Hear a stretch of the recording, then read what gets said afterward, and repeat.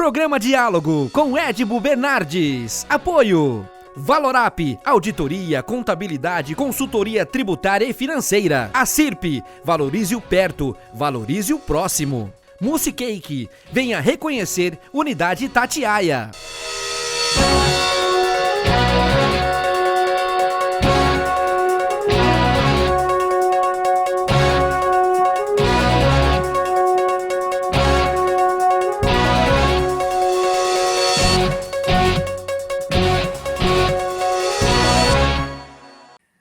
Olá, estamos iniciando mais um diálogo e eu propus esse tema, a vida na UTI, ou de existe vida na UTI. E nada melhor do que esses dois convidados que vão falar para a gente, Dr. Leandro Pérez, do Hospital Berânia. Muito obrigado, doutor, por receber a gente e falar um pouco dessa vida maluca que vocês estão levando. Eu que agradeço, Edmo, pelo convite, viu? E Dr. Marcos Feres, Bom, é preciso apresentar, doutor Leandro, Dr. Marcos Feres ou não? Dispensa a apresentação. O Dr. Marcos é um ícone aí da terapia intensiva no Brasil, né? Dr. Marcos, obrigado por atender a gente. Obrigado, Edmo, obrigado de estar participando aqui junto com o nosso colega Leandro, também intensivista aqui na nossa cidade de Ribeirão Preto, e muito obrigado pelo convite. Bom, a minha primeira pergunta é com relação à preocupação, isso está na boca do povo já faz meses, com relação aos profissionais de saúde, né? Vocês coordenam UTIs, porém vocês não são sozinhos dentro da UTIs, e aí vocês demandam, Leandro, um corpo de profissionais, se você quiser citar os profissionais, mas a ausência desses profissionais agora que o bicho está pegando. É verdade, Edmo. Nós temos tido um aumento muito grande da demanda de número de leitos em terapia intensiva, né? Então, antes, um hospital que nós tínhamos 20 leitos, desses 20 leitos tínhamos 6, 8, 10 pacientes entubados. A nossa realidade atual é que nós precisamos, pela demanda social mesmo, aumentar em muito o número de leitos, né? Hoje, por exemplo, o Hospital Ribeirânia tem 34 leitos de UTI, nós temos uma previsão de até o final da semana chegar a 40 leitos, e desses 32, hoje, 30 pacientes estavam entubados, né? Então, são pacientes muito graves. A gente sempre fala que leito de UTI não é só ter uma cama, um respirador e um monitor. Na verdade, a gente precisa de uma equipe multiprofissional, né? Eu preciso do médico intensivista, que é um profissional escasso. Nós temos poucos profissionais com essa formação no nosso país, e para uma necessidade crescente por conta do aumento do número de leitos, né? Eu tenho que ter uma enfermagem muito bem treinada, muito bem, com expertise em pacientes graves, né? Tenho que ter fisioterapia, nutrição, fonoaudióloga, terapia ocupacional, psicólogos, assistentes sociais. Então, é uma equipe muito grande para a gente conseguir gerir um leito de UTI para poder dar uma qualidade assistencial para esse doente tão crítico.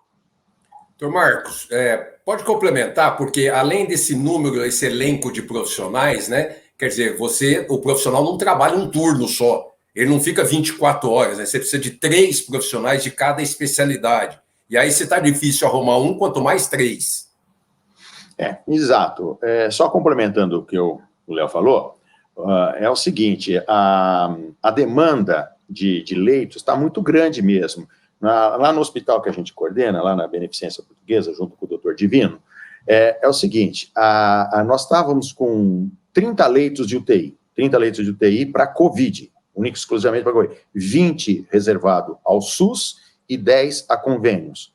Isso já está colapsado hoje. Hoje nós estamos com 100% de ocupação total da UTI, tá certo? E pessoal doente no pronto-socorro esperando algum tipo de internação.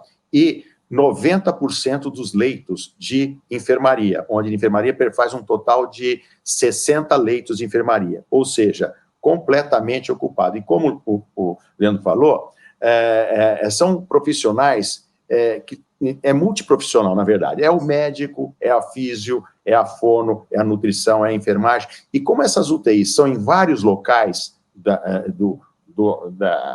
da planta física do hospital, então você tem que ter uma equipe em uma unidade, outra equipe em outra unidade, outra equipe em outra unidade. Não dá para você ficar colocando um profissional só cuidando de todas, tá certo? Isso requer um grande número de profissionais nessas várias áreas, e nós já estamos totalmente esgotados, porque é escala em cima de escala. É escala refazendo, quando fura uma escala porque um pegou Covid e se afasta, você tem que já repor aquele profissional, e não é só o médico que pega Covid, o funcionário pega Covid, a nutricionista, a fisioterapeuta, são os que mais estão expostos a essa contaminação. De modo que está muito difícil a gente compor todo o RH necessário para dar um bom andamento. E como já foi dito, o profissional de terapia intensiva, ele é uma pessoa especializada, tá certo? Então, você não tem uma quantidade suficiente de profissionais especializados para repor todas essas unidades em todos os hospitais de Ribeirão Preto, tá certo? Nós temos inúmeros hospitais de Ribeirão Preto, cada hospital com várias unidades de terapia intensiva, e cada unidade de terapia intensiva tem que ter um intensivista, um físio, um nutricionista, um nutrólogo, e por aí vai. Isso está difícil. Muitas das vezes a gente tem que colocar profissionais outros não intensivistas no plantão, tá certo? Você não consegue fazer as 24 horas, 7 dias por semana. Há um ano. É impossível.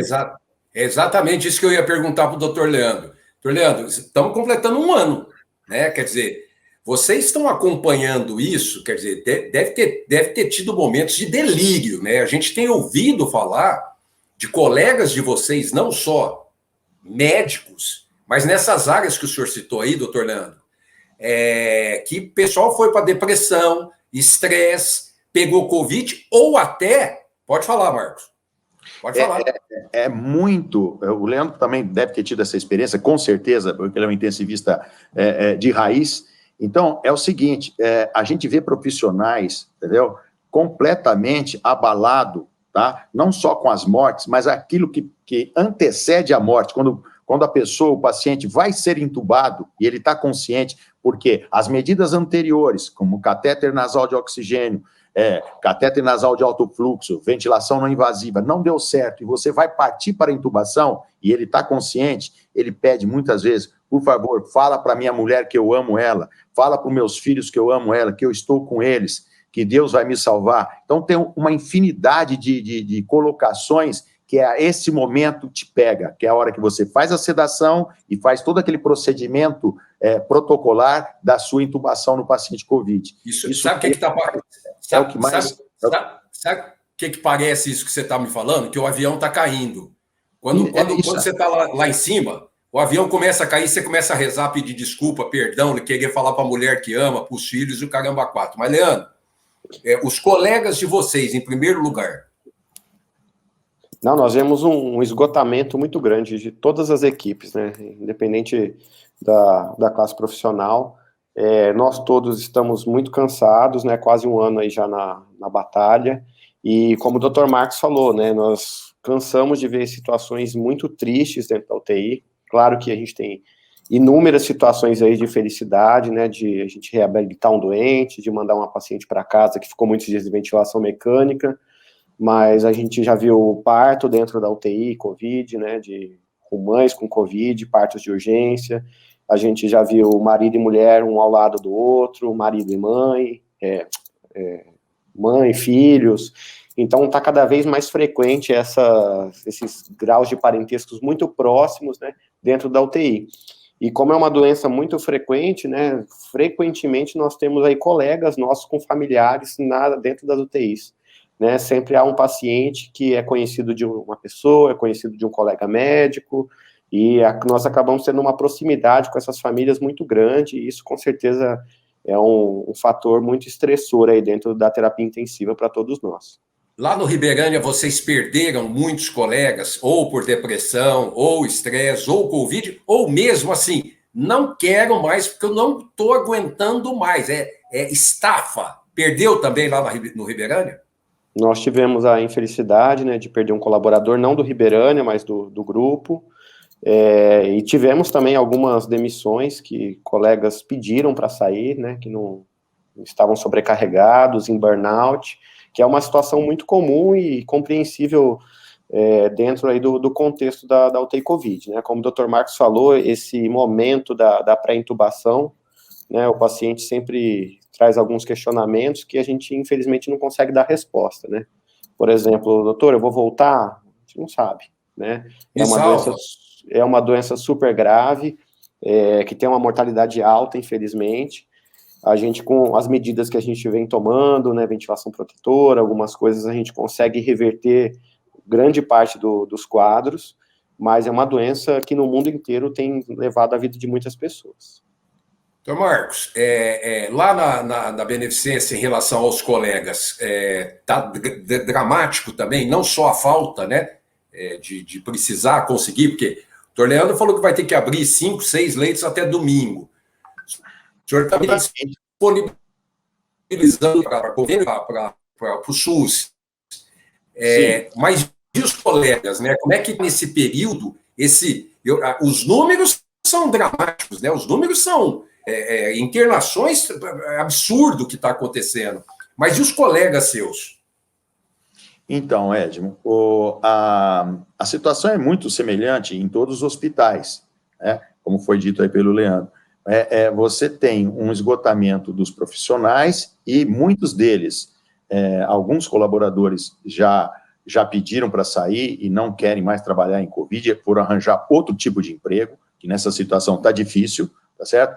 Agora, o médico não, ele continua, mas frequentemente ele tem a síndrome de burnout, que é um esgotamento psicológico e físico doentio, que você não sabe a dor mental que isso causa no profissional. É uma coisa assim, só mesmo quem está ali no dia a dia consegue entender isso. Apesar de algumas, em muitas situações, você conseguir dar alta para o paciente e ele sair da unidade de terapia intensiva, ir para a enfermaria e depois entrar num processo de reabilitação que é extremamente demorado, de 4, 6 meses, tá certo? Reabilitação motora, reabilitação psicológica, Veja o Zé Ernesto. Reabilitação cognitiva, e já está descrito isso na literatura, alterações cognitivas permanentes, tá certo? Então, é uma situação que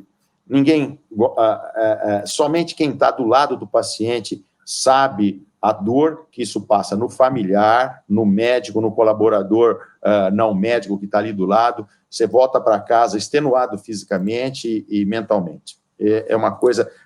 Imagina isso há um ano, que eu vou repetir há um ano. Isso aí, se fosse assim, um fim de semana, um mês, 2 meses, mas um ano nessa situação é muito triste, é muito cansativo, e eu não vejo muito horizonte nisso daí. Bom, eu vou pedir licença para vocês, eu vou chamar um intervalo, daqui a pouquinho a gente está de volta. Até já.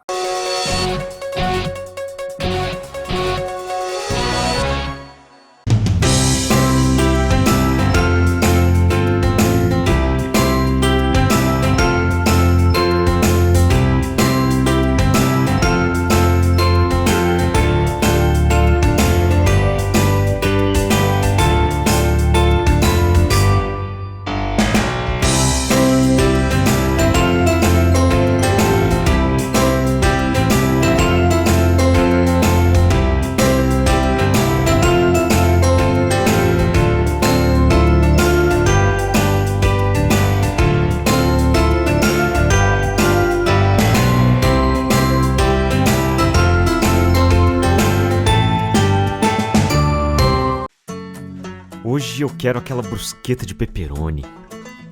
Eu não vejo a hora de provar o confit de pato. Ou será que peço o risoto de carne seca, hein? E eu mereço o brownie de sobremesa. Eu vou pedir a torta de chocolate com gelé de damasco. Nossa, a gente nem chegou e já tá pensando na sobremesa.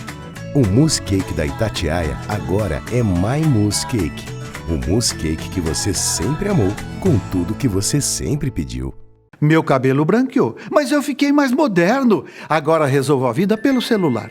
Até o Detran virou Detran Digital. Muitos serviços você faz aí da sua casa no aplicativo do Poupa Tempo. E pensa que é só para quem manja de internet? Não! Por isso me convidaram para ajudar você em vídeos no canal do detran.sp.gov.br, em que eu explico tudinho. Vai por mim, vai pro Detran Digital. Detran, Governo de São Paulo. Estado de respeito. 1924. O desafio está no ar. Rádio Clube. Liderança total. Valorize o perto, valorize o próximo. Nós, empresários e comerciantes, nos reinventamos, nos desdobramos, juntamos força e criatividade para permanecer perto em um momento tão importante. Valorize aqueles que continuam ao seu lado, servindo, garantindo que você sempre esteja abastecido de cuidado e carinho em momentos como este. Valorize o comércio local. Ele depende de você. Realização: Associação Comercial e Industrial de Ribeirão Preto, trabalhando para que todos possamos superar esses momentos difíceis. Voltamos a apresentar Diálogo, Apoio, Valorap, Acirp, Musicake. Estamos de volta com o segundo bloco do programa, recebendo o Dr. Leandro Pérez, o Dr. Marcos Feres, dois coordenadores de UTI do Hospital Ribeirânia e do Hospital Beneficência Portuguesa, falando um pouco da rotina da vida deles. E eu, Dr. Leandro, gostaria de entrar no segundo bloco, começando a falar das famílias, né? A gente citou as famílias no primeiro bloco, mas as famílias não podem visitar os pacientes, né? Quer dizer, nem na enfermaria e muito menos na UTI. E aí, o senhor já falou, começa os colegas ligando, aquela pressão dos colegas médicos, porra, dá uma atenção para mim, pro Edmo aí, não sei o que lá, não sei o que lá, não sei o que lá, não sei o que lá, porra, triplica a responsabilidade, né? Quer dizer, mas as famílias, como é que você tem sentido isso e dado amparo? Porque é muito importante, né? Quer dizer, a família está tão doente quanto doente. Não, com certeza, Edmo.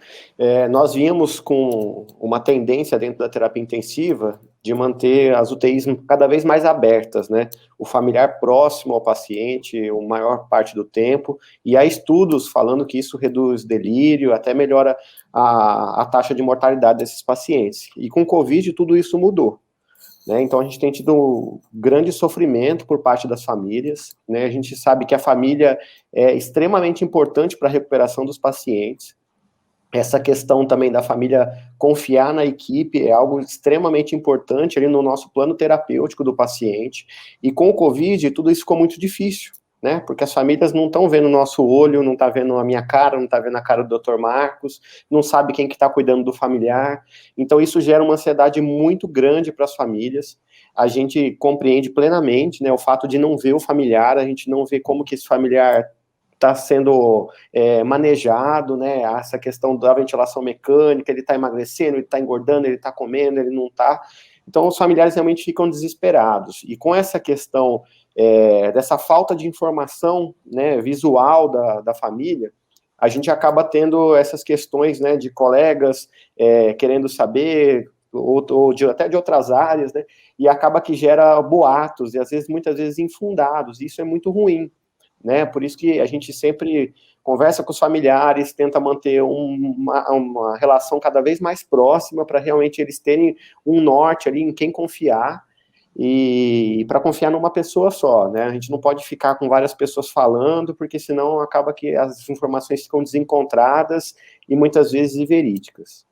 Mas, o Dr. Marcos, mas aí tem o Dr. Google, né? O Dr. Google é um médico formado na Universidade de Harvard, na Universidade não sei do quê, e que nessa hora deve estar causando muito mais transtorno do que ajudar. Aliás, ele sempre causa mais transtorno, mas nessa hora deve estar pior ainda.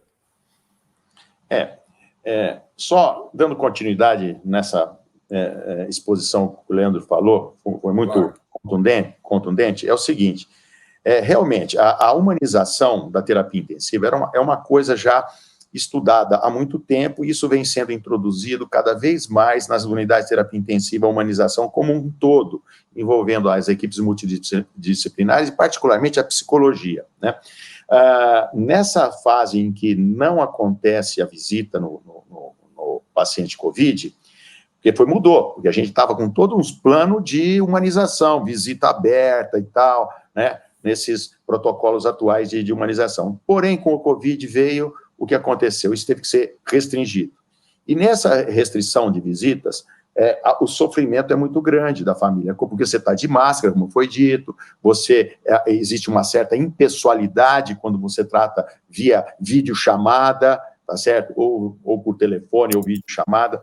A gente faz videochamada quando o paciente está consciente. Quando o paciente está inconsciente, a gente evita fazer isso e faz uma conferência com a família junto com a psicologia. A psicologia tem dado um suporte muito bom nessa situação do alívio da dor, né, da dor mental que acontece nos pacientes e também nos médicos.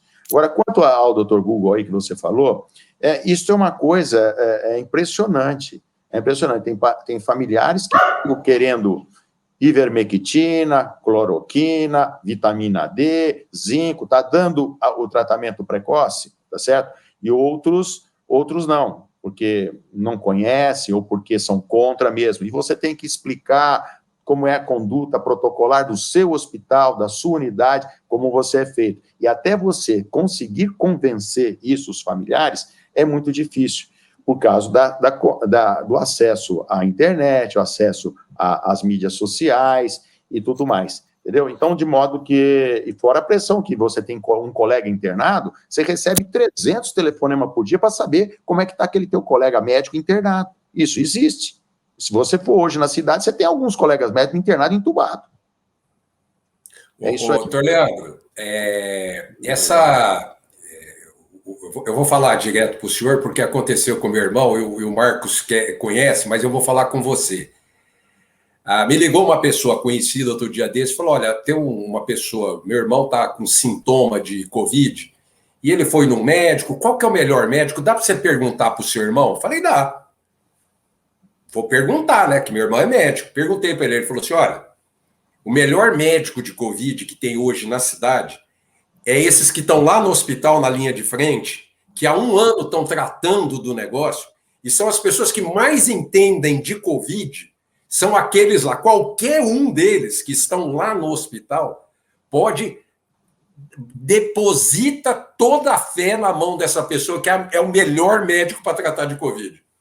Exatamente isso. Porque quem está na lida diária, na beira do leito, intubando, mexendo na ventilação mecânica, calculando hidratação, indicando hemodiálise, fazendo anticoagulação, pedindo tomografia, indo com o paciente até a tomo. Sabe o que é ir o paciente até a tomografia para refazer uma tomo com o paciente entubado, cheio de bombas de infusão, recebendo remédios para manter a pressão e outras, nutrição e tudo mais? Isso somente mesmo o médico da beira do leito, intensivista de preferência, se não for, é um clínico ou é um cirurgião, é de uma outra especialidade, mas com conhecimento voltado a essa particularidade que nós estamos vivendo de Covid nesse 1 ano. Doutor Leandro. Só para complementar, o Dr. Marcos já falou muito bem, por favor. Essa questão do Dr. Google foi extremamente importante no Covid, né? Atrapalhou muito, eu acredito, aí, que na condução dos casos.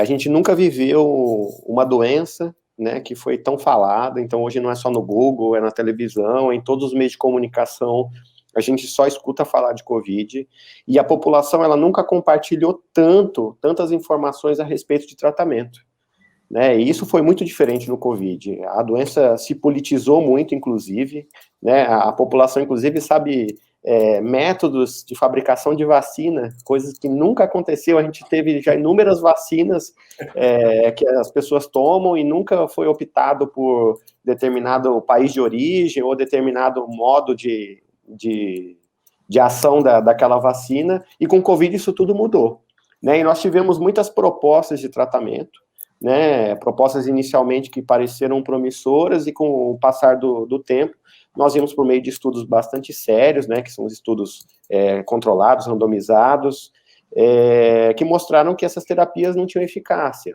E há uma pressão muito grande no uso de algumas terapias que mostram que aumenta a mortalidade. E essas terapias, como o Dr. Marcos falou, nós temos um empenho muito grande em realmente não fazer uso, né, e para haver um convencimento né, dos familiares, que talvez determinada droga não seja o melhor naquele momento para aquele paciente, isso é algo que a gente vem batalhando todos os dias, mas que a gente está conseguindo aí, por muita conversa, conseguir a confiança das famílias, realmente, para a gente fazer o melhor tratamento para os pacientes. Mas como o tema que eu propus foi a vida dentro da UTI, e o doutor Leandro levantou uma tese sobre a politização do caso. A pergunta que eu faço para o doutor Marcos Feres, chega na UTI essa confusão política, partidária, uma loucura, chega na UTI isso que está acontecendo no Brasil? Edmo, chega de uma forma na conduta médica, isso existe, né? Mas não se dirigindo a partidos políticos, a personagens políticas, isso não, mas ao que eles propalam a fazer. Então, tem famílias de pacientes que querem receber o kit COVID do tratamento precoce. E a gente tenta explicar, como foi dito, que isso está muito bem documentado na literatura médica, que estudos sérios, randomizados, duplo cego, bem feitos, publicados em jornais, em revistas internacionais como New England, JAMA e British Journal, ou seja, um monte de revista mostrando a ineficácia desse tratamento. E, pelo contrário, podendo causar até malefícios para o coração. Eu recebi hoje um vídeo, tá, de um colega, de um grupo, que a gente pertence a vários grupos de WhatsApp dentro do tratamento do Covid, e recebi de um grupo de São Paulo sério, um vídeo de um paciente que tomou vitamina D em excesso, vitamina D, obviamente não em pequenas doses, mas em excesso, teve uma calcificação do pericárdio, tá certo? Ou seja, trazendo malefício para isso, como as outras drogas também podem trazer. Então, o tratamento da Covid nesse kit foi lá no começo, onde a gente tinha dúvidas, inclusive já foi até usado por muitas dessas instituições que atualmente não usam, usaram lá no começo, porque ainda não tinha estudos perfeitamente controlados e que mostrasse uma boa resultabilidade, e que isso não foi mostrado, entendeu? Doutor Leandro, mas o médico, que seja ele da especialidade que for, mas que está lá na frente, ele não pode levar essa política e não deve, acho que não leva essa política para dentro do atendimento do serviço lá dentro. Ele vai guardar ivermectina, ele vai guardar hidroxicloroquina, ele vai guardar tudo isso lá na casinha dele, mas ele não leva lá para dentro do trabalho, do serviço, né? Isso, Edmo. Nós temos alguns preceitos éticos, né, e o principal deles é o primo non nocere, né, que é primeiramente não fazer o mal. Então, algumas determinadas drogas, que nós já sabemos que temos desfechos negativos com o uso delas, realmente essas drogas não devem ser usadas, né, independente de idealização, de ideologia política do profissional. Apesar de que a gente recebeu um vídeo aí, até antes da gravação, eu estava comentando com o Dr. Marcos Feres, de um médico aqui de Ribeirão Preto, dizendo que ele indica ivermectina, hidroxicloroquina, qual que é o outro, Dr. Marcos Feres? Tinha um terceiro medicamento. Vitamina D e zinco.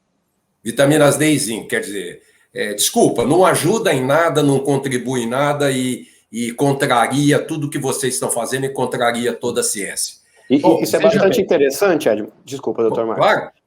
Não, só como o que você falou. Rapidinho que nós estamos chegando no final.